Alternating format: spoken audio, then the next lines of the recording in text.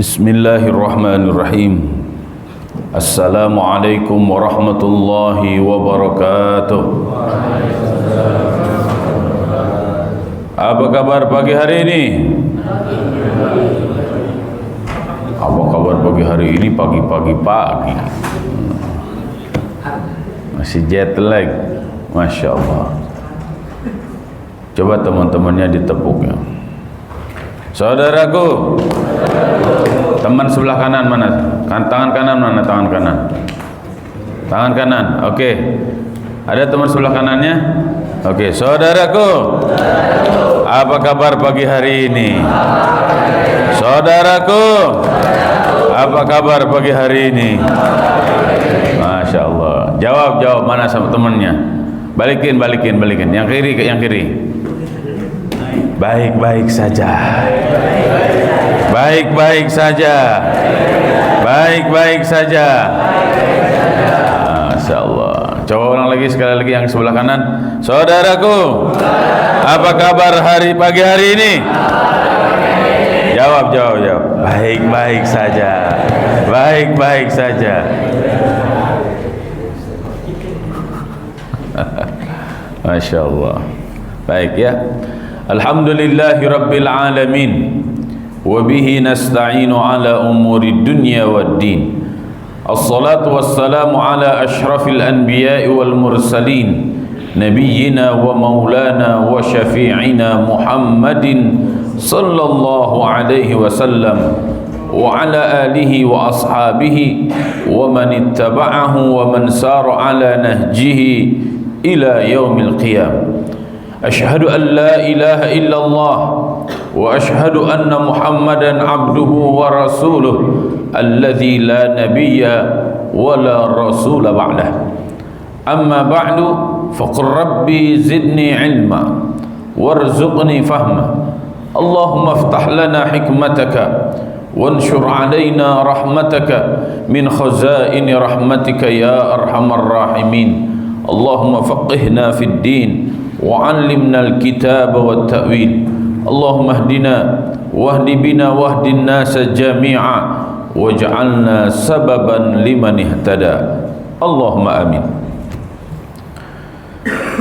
Saudara-saudaraku yang dirahmati Allah Subhanahu wa taala, dimanapun antum berada, saya ingin mengajak kepada semuanya untuk senantiasa memuji dan bersyukur hanya kepada Allah Subhanahu wa taala yang telah menciptakan langit dan bumi, mengatur segala apa yang ada di langit dan di bumi, dan semua apa makhluk yang ada di jagat raya ini.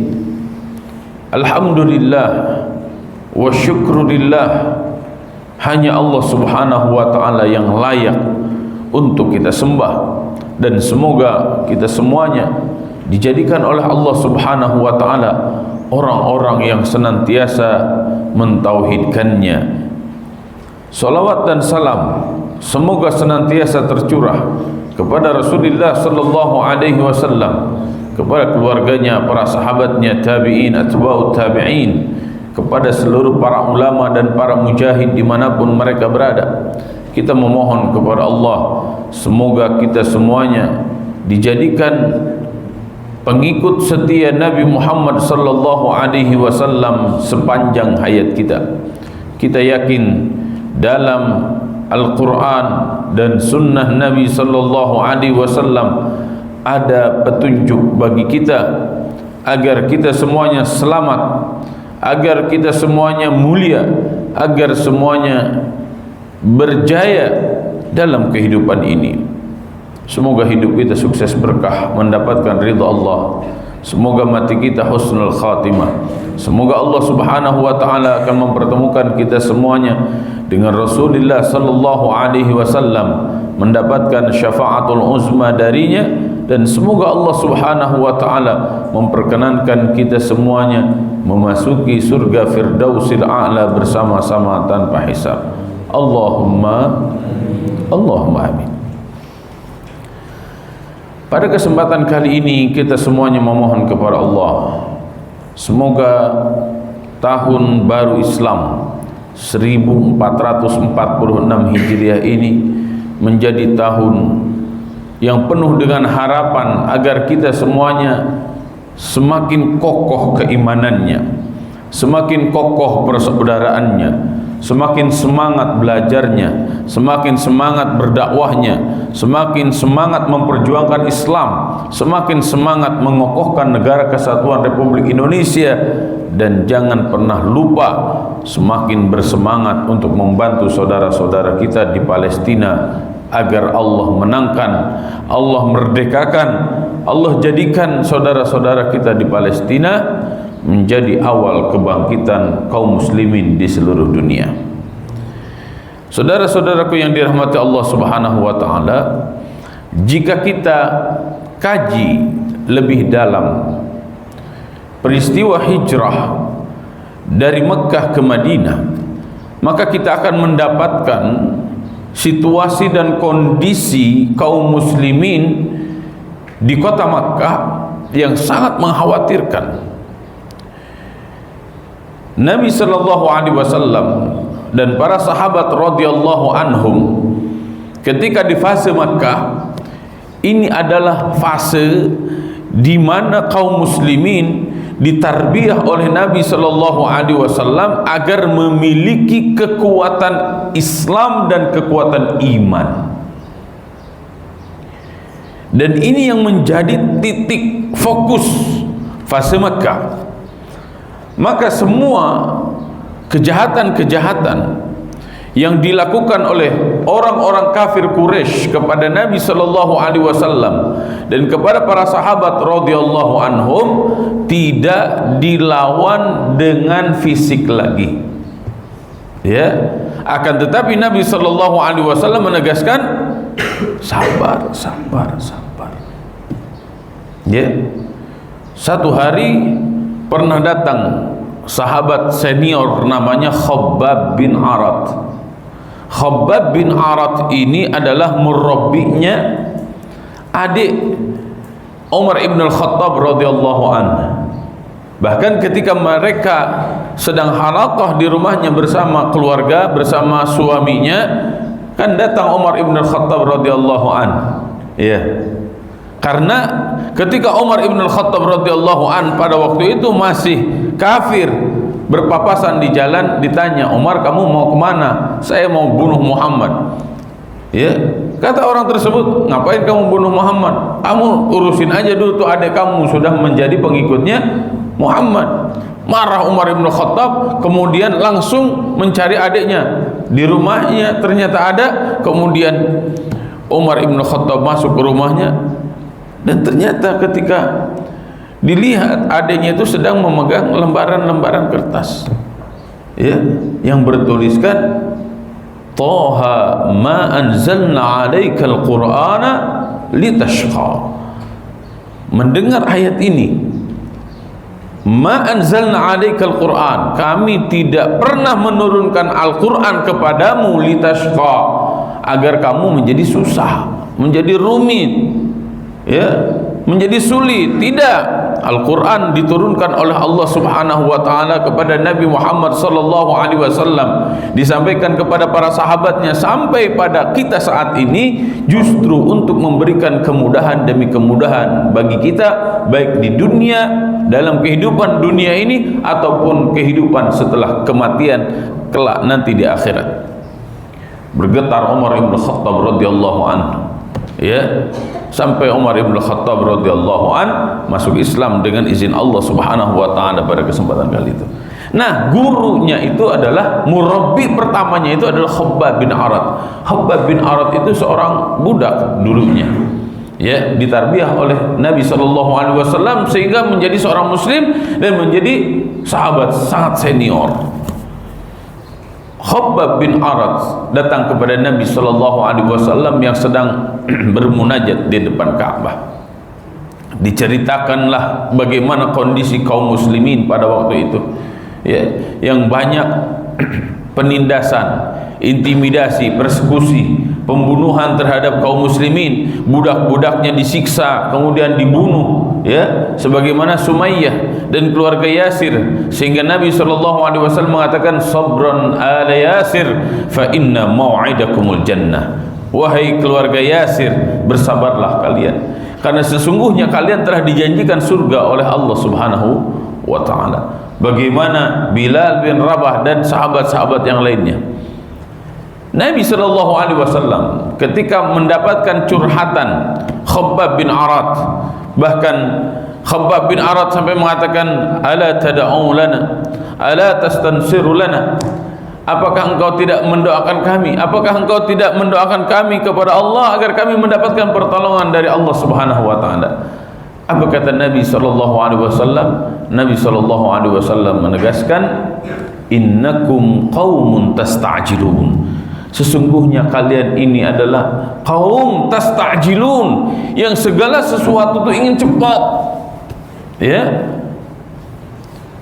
beriman kemudian diuji oleh Allah Subhanahu wa ta'ala, kemudian kalian sangat ingin ujian itu segera dicabut oleh Allah, ya, pengen ini pengen itu, inginnya cepat, berdoa kepada Allah inginnya langsung dikabulkan. Innakum qaumun tasta'jilun, sesungguhnya kalian adalah kaum yang sangat ingin melakukan segala sesuatu itu sangat cepat. Jangan bercepat-cepat, ya, jangan isti'jal. Al-ajalatu minasyaitan, bercepat-cepat itu dari setan. Maka dalam Islam kita bisa melihat bagaimana, ya, kesabaran, bagaimana keistiqomahan, bagaimana perjuangan itu dilakukan penuh dengan kesabaran. Sabar bukan lambat, ya, sabar itu bukan lambat, akan tetapi sabar itu kita melakukan segala sesuatu dengan penuh ketenangan, ya, karena hati dan pikiran kita bersambung kepada Allah dengan terus melakukan ikhtiar yang maksimal. Apapun kondisinya, pahitkah, ketirkah, sakitkah, ujian yang Allah berikan kepada kita, maka kita menerimanya dengan ridha agar kita bisa mendapatkan kesabaran itu. Jadi sabar itu tidak ujuk-ujuk datangnya, ya, kefahaman atas ujian dari Allah, ya, kemudian ridha menerima apa yang Allah ujikan kepada kita sehingga kita bisa melaksanakannya terus menerus gitu, ya. Turunlah ayat di dalam surat Al-Baqarah yang menggambarkan bagaimana umat-umat terdahulu, ya. Apa ayatnya? Walamma ya'tikum mathalul ladzina khalu min qablikum, apa awalnya?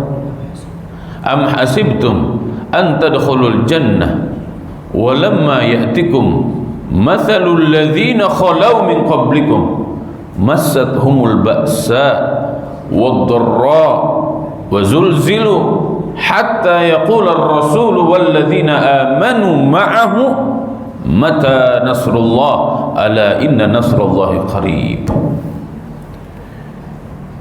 Am hasibtum, apakah kalian menyangka antadkhulul jannah, kalian akan masuk surga, walamma ya'tikum mathalul ladzina khalu min qablikum, padahal belum datang ujian sebagaimana ujian yang Allah telah berikan kepada umat sebelum kalian.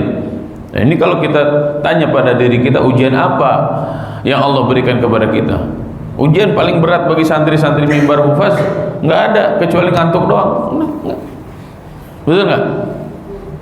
Nggak ada ujian-ujian seperti umat-umat terdahulu. Umat-umat terdahulu apa? Ketika mereka mengatakan iman kepada Allah Subhanahu wa ta'ala, apa? Massathumul ba'sa wad-dharra.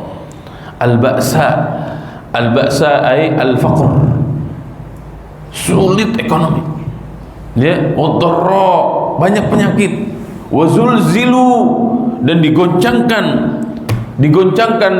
hatinya atau digoncangkan tempat tinggalnya. Berarti kalau digoncangkan hatinya apa? Penuh dengan ketakutan karena diintimidasi. Kalau digoncangkan tempatnya apa berarti? Ya, bisa jadi rumahnya terus-menerus diteror. Ya, bisa jadi gempa bumi, ya, hatta yaqula rasul, sehingga seorang rasul itu mengatakan, mata nasrullah, kapan pertolongan Allah? Ala inna nasrullahi qarib, ketahuilah pertolongan Allah itu sangat dekat. Kalau kita perhatikan hadis-hadis yang berkaitan dengan ayat ini, antum nanti baca dalam tafsir Imam Ibnu Katsir rahimahullahu taala menjelaskan bagaimana umat-umat terdahulu, ya, ada yang dibakar hidup-hidup sebelum seperti ashabul ukhdud, ada yang digergaji, betul nggak? Seperti Nabi Zakaria kan meninggalnya digergaji oleh Bani Israel, ya. Ada yang yang disayat kulitnya sampai terkelupas. Banyak sekali ujian-ujian yang Allah berikan kepada orang-orang beriman, dan itu pasti, ya. Ujian yang paling berat abad ini hanya di Palestina, ya. Dan innallaha idza ahabba qauman ibtalahum, jika Allah mencintai satu kaum maka Allah Subhanahu wa taala akan uji kaum itu dengan ujian yang sangat berat. Berarti kalau kita perhatikan dari sunnatul ibtila, dari sunnah ujian, maka rakyat Palestina hari ini menjadi orang-orang yang sangat luar biasa dari keimanannya, karena Allah uji mereka dengan ujian yang tidak diberikan kepada umat Islam yang lainnya, ya. Maka kita semuanya jangan berleha-leha apa ujian yang Allah berikan kepada kita, karena siapa mukmin sejati, siapa mukmin yang hanya mengaku-ngaku, itu bisa terlihat dari ujian pribadinya, ujian keluarganya, ujian bangsa dan negaranya, ujian kemanusiaan. Nah, fase Makkah ini dalam kondisi sulit seperti itu. Ala inna nasrallahi qarib, ketahuilah sesungguhnya pertolongan Allah itu sangat dekat. Mana pertolongan Allah yang sangat dekat itu? Kalau Ustaz lihat, diantaranya adalah perintah hijrah, ya. Kalau secara pribadi kepada Nabi Shallallahu Alaihi Wasallam itu Isra wal Mi'raj, ya. Kepada para sahabat apa? Salat, karena setelah Isra wal Mi'raj diwajibkannya salat. Ingat, salat itu adalah cara kita memohon pertolongan kepada Allah Subhanahu Wa Taala. Banyak orang yang menyangka, aduh sholat males lah, sholat saya kan lagi banyak masalah. Justru ketika banyak masalah Anda harus sholat. Oh, saya kalau kan nggak ada masalah, ngapain sholat lagi? Justru ketika Anda tidak ada masalah Anda harus sholat. Kenapa? Karena sholat solusi dan obat bagi mereka yang banyak masalah dan bagi mereka yang sedang mendapatkan banyak nikmat dari Allah Subhanahu Wa Taala. Bayangkan para sahabat itu sebelum Nabi Shallallahu Alaihi Wasallam Isra wal Mi'raj kan diboikot 3 tahun, ya, sampai tidak dapat makanan, tidak dapat minuman, sulit. Jadi Nabi secara pribadi dan para sahabat secara komunitas diuji oleh Allah dengan ujian-ujian yang sangat berat. Dan solusinya adalah sebelum hijrah, yaitu perintah salat, kemudian hijrah dari Makkah ke Madinah. Salat itu membajakkan diri masing-masing. Jadi kalau kita salatnya benar, maka mentalitas kita akan hebat, ya. Kalau salat kita sudah menjadi fasilitas kita memohon pertolongan kepada Allah Subhanahu Wa Taala, maka kita akan menjadi orang-orang bermental baja. Tidak akan pernah ada rasa takut dan tidak akan pernah rasa sedih, ya. Takut dengan masa depan, sedih dengan masa lalu. Kenapa? Kita punya Allah Subhanahu Wa Taala, ya. Hijrah, apa yang dilakukan oleh Nabi Shallallahu Alaihi Wasallam setelah hijrah? Nah, ini sangat penting, ya. Hijrah itu jawaban-jawaban dari Allah Subhanahu Wa Taala, ya, sebagai penyelamatan dan pertolongan dari Allah Subhanahu Wa Taala untuk kaum muslimin. Itu hijrah. Kemarin kita sudah bahas hijrah baik segi tempat ataupun dari segi mental, ya. Bagi kita hari ini tidak usah hijrah segi tempat, tapi segi mentalitas, cara berpikir, cara bergerak, cara beraktivitas, itu kita harus hijrah. Hijrah kemana? Hijrah ke yang baik, hijrah ke yang lebih baik, Karena sejatinya hijrah itu mengajarkan kepada kita semuanya untuk terus berubah ke arah yang lebih baik. Itulah yang disebut dengan al-islah. Ya, in uridu illa al-islah mastata'tu wa ma taufiqi illa billah. Yang aku inginkan adalah al-islah, perbaikan setiap saat. Mastata'tu, tentu semampu aku.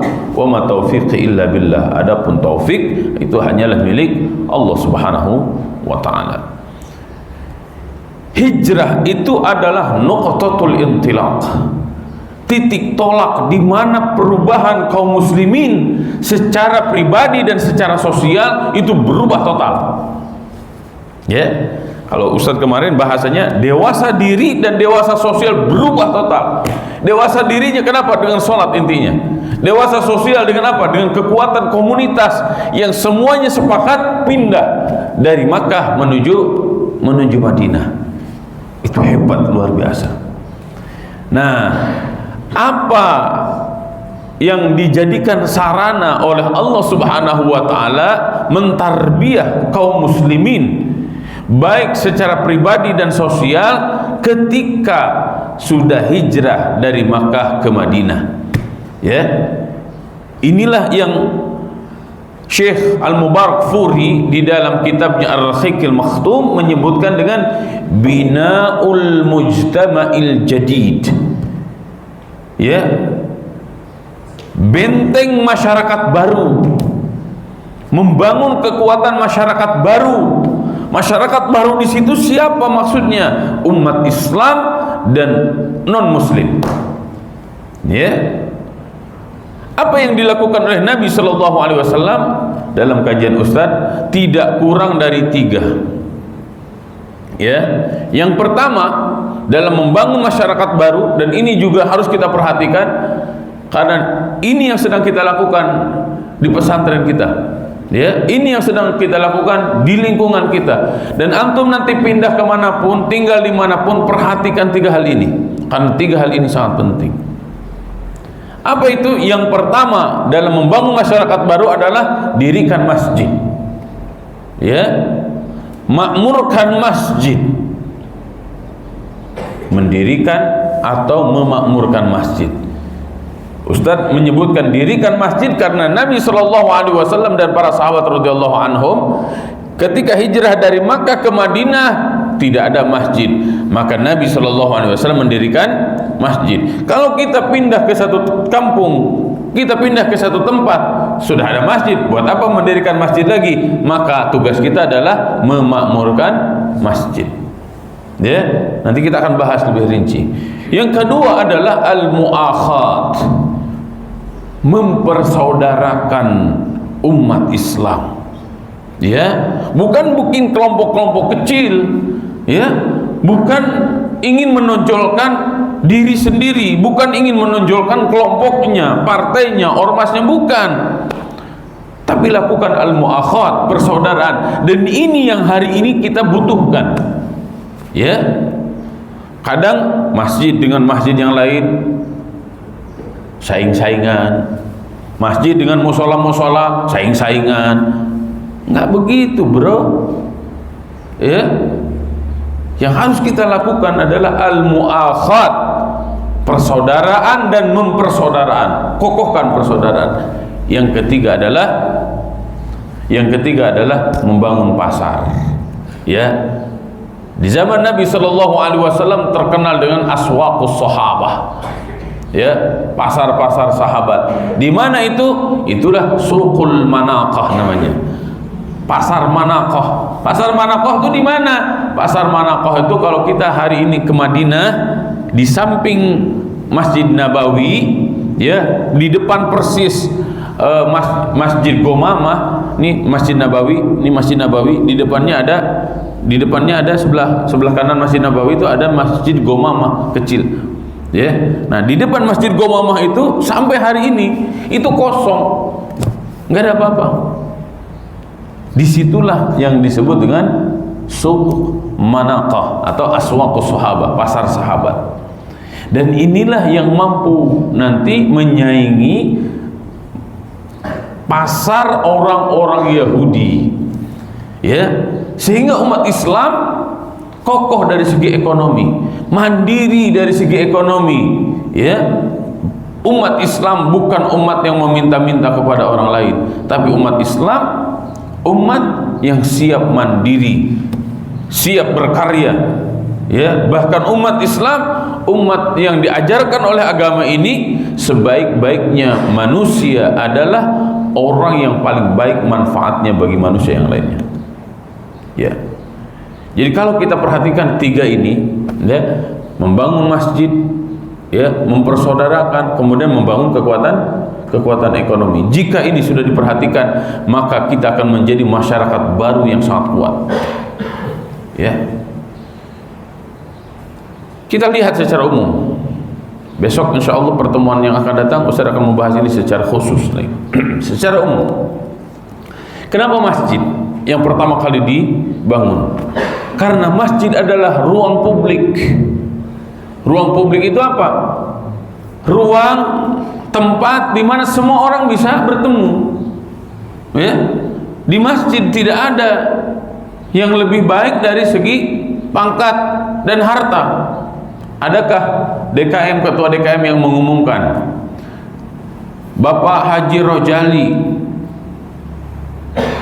sapnya di sap paling depan karena Bapak Haji Rojali saldo di ATM-nya per bulan ini ada 1 triliun.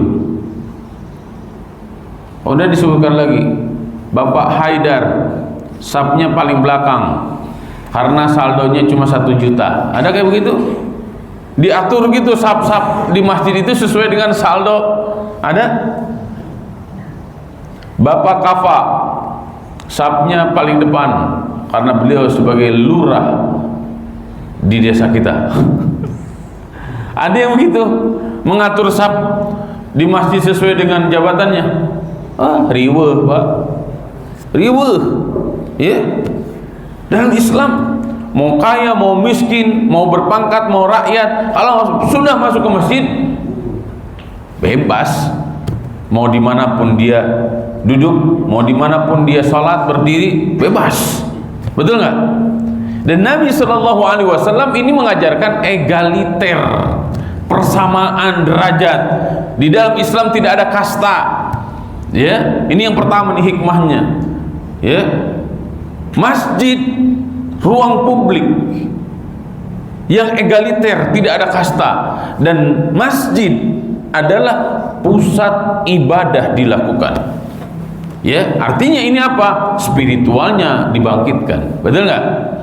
Karena tidak ada kasta di dalam Islam, ya, tempatnya di masjid, sehingga di masjid itu semuanya sama menjadi hamba Allah, dan yang diagungkan hanyalah Allah Subhanahu wa ta'ala, tidak ada yang lainnya. Kemudian selain itu Nabi SAW menjadikan masjid selain markazul ibadah juga markazul hadarah. Masjid difungsikan sebagai pusat ibadah, dan masjid juga difungsikan oleh Nabi SAW sebagai pusat peradaban. Peradaban itu dimulai dari mana? Bukan dari bangunan. Maka kalau kita perhatikan dulu, ya, Masjid Nabawi itu kecil, hanya dari pelepah kurma, atapnya tidak seperti ini, ya. Oh, kalau kayak begitu terbelakang dong. Ingat, peradaban itu standarnya bukan bangunan, ya. Las Vegas di Amerika tuh, oh, megah-megah. Tapi apakah peradaban Las Vegas itu baik? Jangan hanya memperhatikan yang di atasnya. Lihat tuh bunker-bunker di bawah Las Vegas, mayoritas semua di situ para pemulung, gembel-gembel segala macam ada di lorong-lorong itu. Jadi kontras, di atasnya, ya, hedon, di bawahnya orang-orang miskin, ya. Apakah itu yang disebut dengan peradaban maju? Ingat, peradaban itu standarnya bukan bangunan, tapi peradaban itu standarnya adalah semangat berilmu, ya. Masjid pusat belajar umat Islam, ya. belajar baca, belajar menulis, belajar menghitung, belajar menganalisa, belajar memformulasikan, belajar menemukan banyak hal. Itu dilakukan di mana? Di masjid. Ya. Alhamdulillah wa syukrulillah, Indonesia menjadi peringkat pertama dalam hal membaca. Tapi dari belakang, masyarakat yang tidak suka baca, ya, tingkat baca di Indonesia 0,001. Maksudnya gimana? Orang Indonesia jika dikumpulkan 1000 orang, maka yang suka baca hanya 1 orang. Ya, peringkat nomor 1 tuh. Peringkat nomor 1 malas baca. Antum mas santri-santri, antum yang akan jadi mahasiswa, jika antum malas baca, rajinnya cuma nyekrol WhatsApp, ya. Halo. Kemudian kemarin hampir di seluruh medsos, dari pagi Ustadz buka WhatsApp mengkabarkan bahwa Indonesia ranking kedua dalam hal apa? Dalam hal plagiasi, nyontek, plagiasi itu, ya. Dalam hal nyontek, Indonesia peringkatnya keberapa? Kedua. Dan Ustadz iya kan benar, jangankan di akademisi, di santri-santri juga kayak begitu. Kenapa? Ustadz perhatikan tuh jawabannya, ya, dari kata ke kata, satu santri dengan santri lain ketahuan kata-katanya persis begitu, nyontek. Ya, Indonesia sudah pada tingkat kedua. Jika santri-santri ada kayak begitu, Ustadz langsung robek. Mulai tahun ini Ustadz langsung robek, Ustadz nggak akan kasih nilai. Kenapa? Ketahuan antum nyontek, ketahuan. Ya, saya alhamdulillah wa syukrulillah, dari SD sampai kuliah saya anti nyontek saya. Bahkan saya pernah disidang oleh guru saya, dan saya pernah akan dipukulin seluruh teman-teman gara-gara saya melaporkan teman-teman yang nyontek. Dan dari situ Ustadz mendatangi guru Ustadz, wali kelas, Ustadz jangan pernah lagi ngasih saya ranking 1. Guru Ustadz bingung, loh kok kamu nggak mau ranking 1? Dah, nggak usah ranking 1, kasih aja ke teman-teman yang lain. Kasihan Ustadz, teman-teman yang lain udah nyontek, udah menyontek, takut ketahuan, nggak ranking 1. Saya yang biasa-biasa aja, masa ranking 1? Udah Ustadz kasih aja ke mereka lah. Ternyata dibacain sama guru Ustadz. Ini ada yang ngasih surat ke saya, katanya, Assalamualaikum Pak Ustadz, saya sangat kecewa bahwa generasi muda Islam di kelas saya, masa ketika ujian pada nyontek semua. Bagaimana nasib umat Islam ke depan kalau seperti ini? Dibacain sama guru Ustadz. Setelah guru Ustadz pergi, apa yang dilakukan oleh teman-teman? Ngebully Ustadz semua. Ah, lu nggak solider. Ngomong kayak gitu. Ustadz bilang begini, udah gini, saya laki-laki, kalian laki-laki. Kalau kalian benar laki-laki, lawan saya, tapi jangan satu-satu. Semua sekelas. Ayo lawan saya. Ini juga pelajaran penting bagi kalian. Kenapa terjadi bully? Bully di kelas terjadi karena kalian pengecut dan penakut. Lawan, itu solusi bully. Paham? Lawan. Hari ini kita semuanya dalam kondisi, ya, modern, zaman maju. Tapi satu sisi di Indonesia kita daya bacanya rendah, ya, kemudian suka nyontek. Ustadz kemarin lihat tuh di situ, kan Ustadz nanya tuh, yang lemari kaca itu berhari-hari, berminggu-minggu kok nggak ada ya sejak Idul Adha. Tuh lemari kaca itu, etalase itu tuh Kan di situ ada Quran, ada kitab-kitab segala macam. Ustaz cari-cari kemana ya? Terus ada oh iya dirapiin sama Pak Dori. Oh iya ditaruh di gudang. Kenapa di gudang ya? Kan ketika Idul Adha Ustaz sakit kan, saya 10 hari. Baru ketemu kemarin tuh di situ. Quran, kitab, buku, kepanasan, kehujanan, kehujanan segala macam. Itu menunjukkan apa? Santri-santri antum semuanya tidak sensitif dengan Quran, tidak sensitif dengan kitab. Itu akan menghasilkan kebodohan tingkat tinggi. Ya Umar, dari dulu sampai sekarang ngantuk aja kalau ikut kajian. Istighfar Mam. Ini udah tahun baru bro. Udah tahun 1446 Hijriah. Ini lagi bahas hijrah. Kalau nggak berubah artinya ente nggak hijrah, rugi bagi diri sendiri. Ya, paham ya? Ini kita sedang membahas ilmu. Lihat dari Masjid Nabawi itulah lahir para sahabat hebat. Ya, mereka ashabus suffah. Ya, yang fokus memang belajar di masjid. Lahirlah tokoh-tokoh seperti Abu Hurairah. Abu Hurairah radhiyallahu an bertemu Nabi sallallahu alaihi wasallam hanya 3 tahun saja. Akan tetapi Abu Hurairah termasuk al-mukatsiruna fit tahdits. Para sahabat yang sangat banyak meriwayatkan hadis. Maka orang-orang yang tidak suka dengan Islam, sahabat yang pertama kali dihajar adalah Abu Hurairah radhiyallahu an. Sampai lahirlah 2 kitab besar dari seorang ulama, saya lupa namanya. Judulnya adalah Ad-Difa' an Abi Hurairah, membela Abi Hurairah. Ini kitabnya besar sekali, tebal sekali. Ya, ini sahabat nih. Dan kita bisa lihat ya, dari tarbiyah masjid itu lahirlah tokoh-tokoh yang menyebar ke seluruh penjuru bumi. Ya, Ustaz punya buku judulnya Al-Jami'un Baina Ulumi Syariah wa Ulumi Tajribah, segini nih. Disebutkan di dalam kitab Al-Jami'un itu siapa sahabat-sahabat ya, dia ahli Quran, dia ahli hadis, tapi dia juga ahli perang, ahli besi, ahli metalurgi kalau sekarang ya. Dia ahli Al-Quran, ahli hadis, tapi ahli pertanian. Dia ahli Quran, ahli hadis, tapi dia juga ahli perkapalan. Coba bagaimana nih para sahabat ahli perkapalan?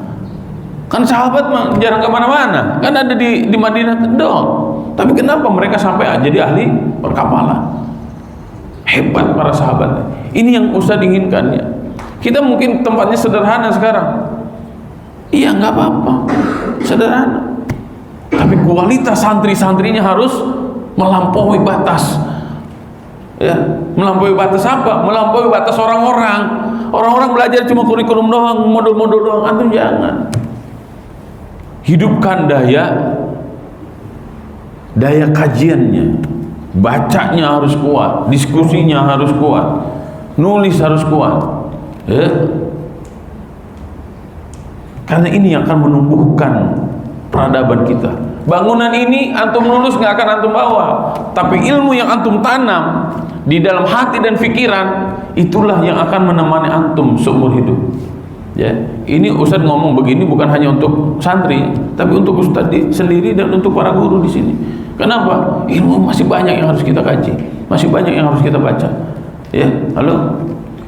Ini kekuatan spiritual dan kekuatan intelektual. Ya, kekuatan spiritualnya masjid, kekuatan intelektualnya apa? Belajar. 2 kekuatan sedang dibangun oleh Nabi sallallahu alaihi wasallam. Ilmu yang menghantarkan pada iman, iman yang menghantarkan pada ilmu. Jadi semakin bertambah iman, bertambah ilmu. Semakin bertambah ilmu, semakin bersemangat untuk ibadah kepada Allah Subhanahu wa taala. Jadi jangan sampai begini. Kita ini bertambah kelas. Kelas 7 naik kelas 8 terus sampai kelas 12. Waktu SMP mah rajin ibadah, tapi kenapa sudah SMA jadi malas-malasan? Itu menunjukkan ilmunya enggak berkah. Nabi SAW menegaskan, man yazdad ilman wa lam yazdad hudan lam yazdad minallah illa bu'dah. Riwayat yang lain mengatakan, man yazdad ilman wa lam yazdad hudan lam yazdad minallah illa ghadabuh. Barang siapa yang bertambah ilmu tapi tidak bertambah hidayah, tidak bertambah keimanan, tidak bertambah ketaatan, ketahuilah sejatinya yang bertambah itu bukan ilmu dari Allah, akan tetapi semakin jauh dari Allah, bahkan semakin bertambah murka dari Allah kepada orang itu. Na'udzubillah, summa na'udzubillah. Ya.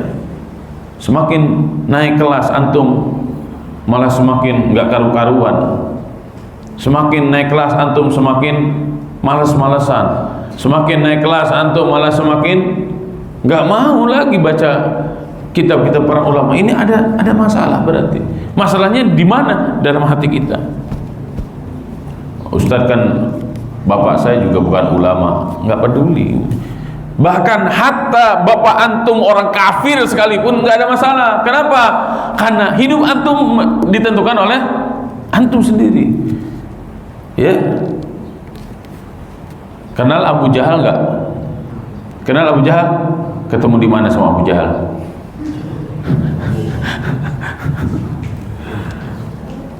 Itu Abu Jahal luar biasa, bencinya terhadap Islam. Tapi anaknya Ikrimah bin Abi Jahal, ya, menjadi seorang sahabat yang sangat luar biasa. Oke, banyak orang-orang kafir yang masuk Islam. Dan mereka tidak ada alasan, oh ya, bapak saya kan orang kafir, masa saya jadi orang Islam. Ya, Pelik Siau bapaknya. Ya, antum dengar Ustadz Fatih Karim? Ustadz Fatih Karim, mohon maaf, ini bukan membuka aib, tapi ini menjadi imroh. Ya, istrinya menceritakan bahwa Ustadz Fatih Karim itu broken home, ya, karena ibu bapaknya cerai segala macam. Pokoknya jadi orang nggak jelas. Tapi ketika hidayah menghampiri beliau menjadi salah seorang ustadz yang paling viral di Indonesia hari ini. Ya, banyak sekali tokoh-tokoh yang sangat luar biasa, sangat inspiratif. Dan itu tidak menjadikan alasan kita tidak maju. Ustaz sering mengulang-ulang, ya, tidak ada yang mengetahui bahwa Nabi Musa itu akan menjadi seorang nabi dan rasul. Tapi awal ceritanya dari mana? Dihanyutkannya Nabi Musa ke Sungai Nil. Tidak ada orang yang menyangka bahwa Nabi Yusuf alaihissalam itu akan menjadi penguasa Mesir. Tapi ingat, Nabi Yusuf yang menjadi penguasa Mesir itu bermula dari mana? Dari dalam sumur. Dari sungai menuju istana, dari sumur menuju istana, dari susukan menuju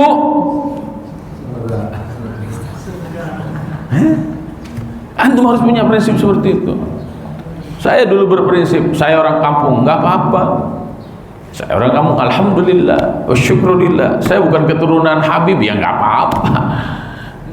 Ya, jangan pernah mengadu nasab demi nasib. Ya, innal fata man yaqulu ha anadha, laisa al fata man kana yaqulu kana li abih, walakinnal fata man kana yaqul ha anadha. Seorang pemuda itu bukan mereka yang mengatakan tuh bapak saya, ngomongnya bapak terus nasab aja. Bukan. Pemuda itu adalah orang-orang yang mengatakan ha anadha, ini saya. Mereka punya karakter, ya, mereka punya sifat yang jelas bisa dilihat. Mereka punya cara hidup dan kontribusi yang positif terhadap Islam. Itulah yang menjadi kebanggaan. Antum siapa antum? Apa kontribusi antum? Ilmu antum sekarang ayo kokohkan. Jangan sampai Ustaz ulang-ulang. Jangan sampai santri nulis Arab aja jeleknya minta ampun, kayak cacing kepanasan. Latihan nulis. Jangan sampai antum santri nggak bisa nerjemah Quran, terus antum ngapain aja? Tidur aja. Nerjemah Quran kagak bisa, malu-maluin. Santri baca kitab gundul nggak becus, terus ngapain aja? Melototin ustaz doang kalau kajian? Jangan. Ya, itu kemampuan dasar antum untuk memahami agama. Paham ya? Ustaz saya bukan mau jadi ulama. Hey bro, itu orang Amerika nggak ngerti Islam. Peradabannya maju nggak? Maju, tapi peradaban mereka menuju kehancuran. Ya, halo. Kita ingin apa? Faham agama, mendalam, ya, pemahaman kita jadikan ini sebagai modal utama untuk membangun peradaban, sebagaimana peradaban emas yang telah diukir oleh Nabi Muhammad SAW dan para sahabat radhiyallahu anhu. Bisa dipahami ini? Nah, ini butuh kekuatan persaudaraan. Ya, kemarin Ustadz lihat anak-anak SMP mainin si Ayu. Alasannya apa? Bercanda? Enggak. Bukan begitu cara bercandanya. Saling mengingatkan di antara antum, kita saudara semuanya, ya, saling mengokohkan di antara kita semuanya. Inilah yang disebut dengan mu'akhad, karena kita tidak akan bisa berjuang sendiri. Ya, paham ya? Kemudian yang ketiga apa tadi? Membangun pasar. Insyaallah sedikit setahap lagi pesantren kita akan mengokohkan perekonomian. Ini entrepreneurship, ya. Jadi secara pribadi kokohkan 4 hal Ustaz yang selalu ulang-ulang. Kokohkan spiritual antum, ya. Ini adalah pasak buminya, ya. Yang kedua adalah kokohkan intelektual antum. Yang ketiga adalah leadership. Leadership itu apa? Siap memimpin dan siap dipimpin, siap jadi imam dan siap jadi makmum. Jangan ngoyo saya pengen jadi imam terus, ketika jadi makmum nggak mau, ya. Leadership itu begitu, siap jadi imam dan siap jadi makmum. Dalam kehidupan ini nggak bisa kalau kita tidak paham itu.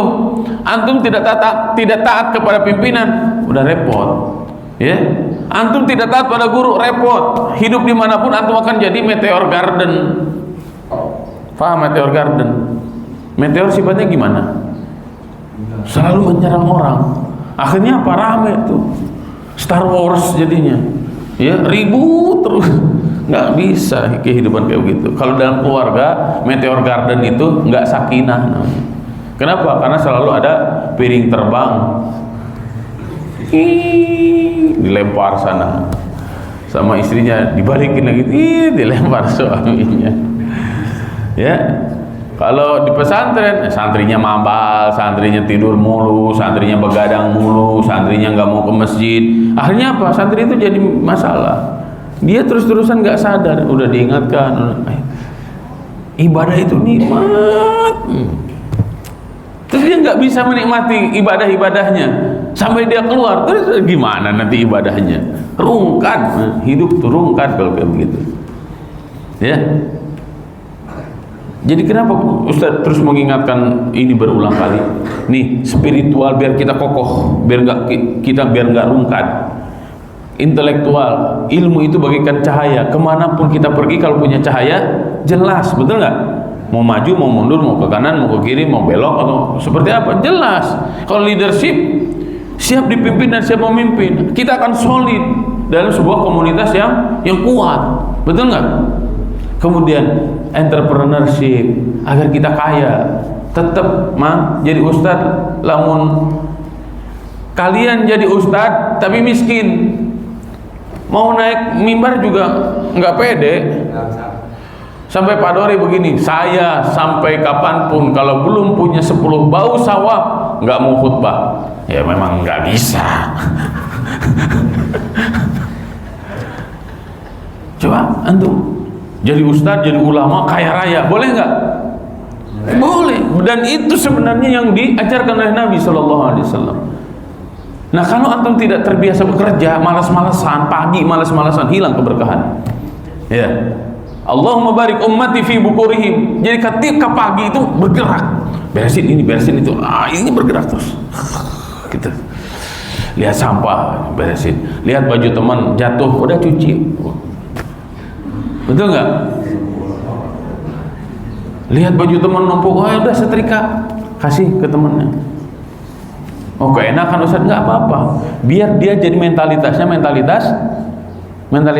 Mentalitas terjajah oleh antum. Disitulah nanti politik balas budi.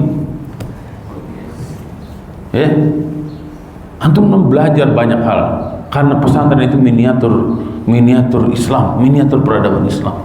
Ya, antum dalam melakukan kebaikan tidak usah merasa rugi. Ya, kenapa? Nanti akan tumbuh dan terlihat karakternya seperti apa. Karakter yang tidak mau diperbaiki, ya, Ustadz gampang amputasi aja. Terserah dia nanti. Kenapa? Orang dia nggak mau baik kok, bermasalah hidupnya, sehingga dia bingung. Saya kok kayak gini-gini amat ya? Karena tetap walaupun bagaimana, al arwah junudun mujannadah, ruh kita itu akan dipadukan oleh Allah Subhanahu Wa Taala. Orang yang baik, ya, akan dipertemukan dengan orang yang baik. Orang yang ingin semakin baik akan dipertemukan dengan semakin. Orang yang tidak mau baik dengan orang baik akan bertemu walaupun bagaimana. Itu ditetapkannya oleh mana? Oleh ruh, ya, yang ada di hati kita. Siapa yang mengislah itu? Diri kita sendiri. Jadi self healing itu sangat penting. Dalam Islam self healing itu apa? Muhasabah yang banyak. Ya, muhasabah yang banyak. Maka muhasabah tahun baru ini, ya, saya ini kemarin seperti apa? Tahun ini saya mau seperti apa? Mohon kepada Allah Subhanahu Wa Taala dan kita laksanakan secara maksimal. Ya, semoga Allah Subhanahu Wa Taala jadikan al-mujtama al-jadid, masyarakat baru di pesantren ini, dan kita punya formulasi masyarakat baru agar kita copy paste dalam kehidupan kita yang akan datang. Bisa dipahami? Semoga Allah Subhanahu Wa Taala memberikan hidayah dan taufik kepada kita semuanya. Semoga Allah memberikan sehat walafiat kepada kita semuanya, wabil khusus Pak Dori yang sedang sakit kakinya dan beberapa santri yang sedang sakit. Semoga Allah berikan kesehatan, dan orang tua kita yang sedang sakit, semoga Allah berikan kesabaran dan kesehatan. Tadi subuh ada yang japri ke Ustadz minta doa. Ustadz doakan abi saya sedang dioperasi jantung, dipasang ring, mudah-mudahan tidak ada lagi pendarahan karena sampai tadi subuh katanya masih pendarahan. Siapa Ustaz? Belum cek betul namanya, tapi Ustaz sudah sampaikan semoga Allah berikan kesabaran kepada antum dan kesehatan kepada orang tua antum, ya. Kita saling mendoakan, ya, dan semoga semua usaha-usaha yang sedang dilakukan oleh orang tua kita diberikan kemudahan, kesuksesan dan keberkahan oleh Allah Subhanahu Wa Taala. Kita akhiri pertemuan kita pada majelis kali ini dengan istighfar 3 kali. Astaghfirullahaladzim, astaghfirullahaladzim, astaghfirullahaladzim. Allahumma inna nas'aluka ridhaka wal jannah wa na'udzubika min sakhatika wan nar. اللهم أصلح لنا ديننا الذي هو عصمة أمرنا وأصلح لنا دنيانا التي فيها معاشنا وأصلح لنا آخرتنا التي إليها معادنا واجعل الحياة زيادة لنا في كل خير واجعل الموت راحة لنا من كل شر اللهم إنا نسألك الخير في الأمور كلها وأجرنا من خزي الدنيا وعذاب الآخرة رب اجعلني مقيم الصلاة ومن ذرية ربنا وتقبل دعاء رب اجعل هذا بلدا آمنا وارزق أهله من الثمرات من آمن منهم بالله واليوم الآخر ربنا لا تزغ قلوبنا بعد إذ هديتنا وهب لنا من لدنك رحمة إنك أنت الوهاب ربنا هب لنا من أزواجنا وذرياتنا قرة أعين واجعلنا للمتقين إماما ربنا آتنا في الدنيا حسنة وفي الآخرة حسنة وقنا عذاب النار سبحان ربك رب العزة عما يصفون وسلام على المرسلين والحمد لله رب العالمين Subhanakallahumma wa bihamdika nasyhadu an la ilaha illa anta nastaghfiruka wa natubu ilaik. Wassalamu alaikum warahmatullahi wabarakatuh.